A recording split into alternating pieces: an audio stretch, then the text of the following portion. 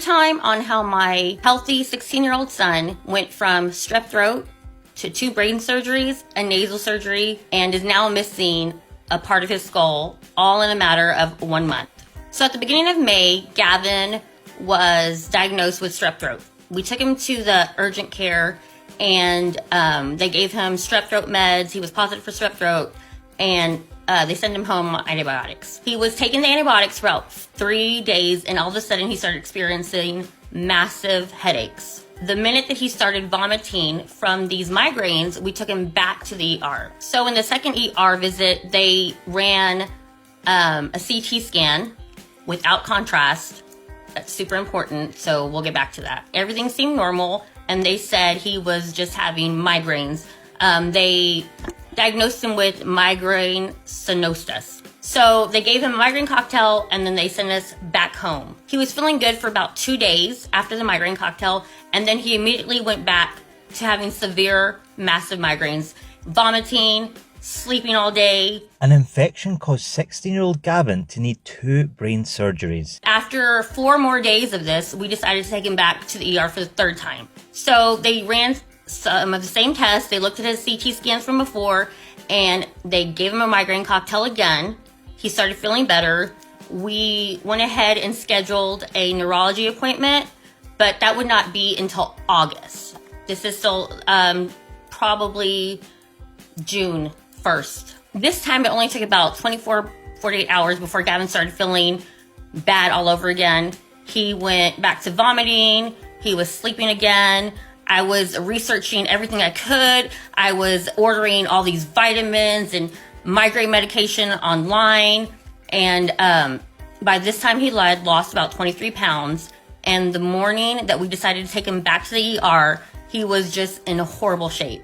My husband and I decided that we were going to refuse to leave until more tests were done for him. So one of the doctors said that he would order a CT scan again with contrast. So we went down to get a CT scan done, and by the time I was wheeling him back to his room, there was a team of 15 to 20 doctors.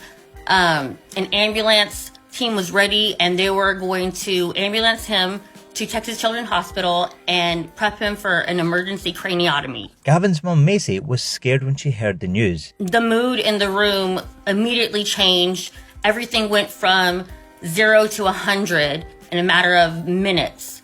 They took us aside and explained to us that they found a 3-inch abscess in Gavin's CT scan. Although in my gut, I knew something was wrong more than a migraine, I could have never imagined that he was be having brain surgery because of this. It was heavy. They ambulanced us to Texas Children's Hospital, and as soon as we arrived, they immediately take Gavin back to be prepped for an emergency craniotomy. The surgeon comes out and lets us know that the plan is to try and go in there and drain the abscess. So within 10 minutes of arriving, Gavin is prepped for emergency surgery, and we are left waiting for him in the waiting room for the next 5 hours. So the surgery is successful, and we are told that the abscess is probably from an infection that broke the barrier from his sinus cavity into his brain, forming the abscess.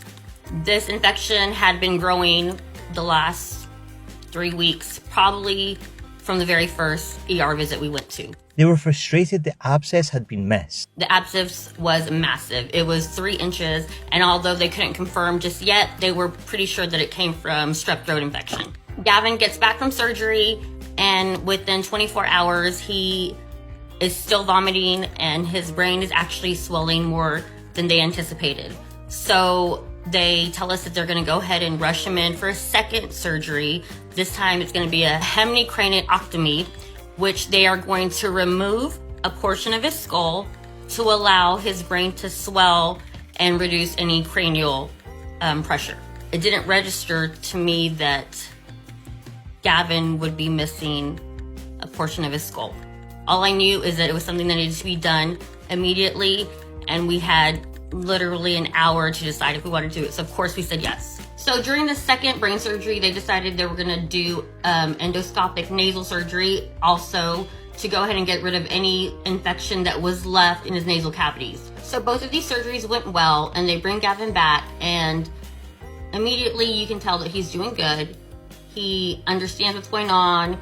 He's mentally just as good as he was before. He's a little sore, he's sleepy, he's heavily sedated, but all in all, he looks like he's doing very well. Over the next couple of days, they confirmed that that infection that caused the abscess was from strep throat. This could have been found at the very first emergency room visit had they done the CT scan with contrast. And this is really why I'm making these videos, because I would like to bring awareness to people like myself who had no prior knowledge of anything medical. Gavin is very lucky. He's doing really well. We were actually discharged from the hospital after 52 days, and he is home with a portion of his skull still gone, but we are doing okay. He's great. He feels good.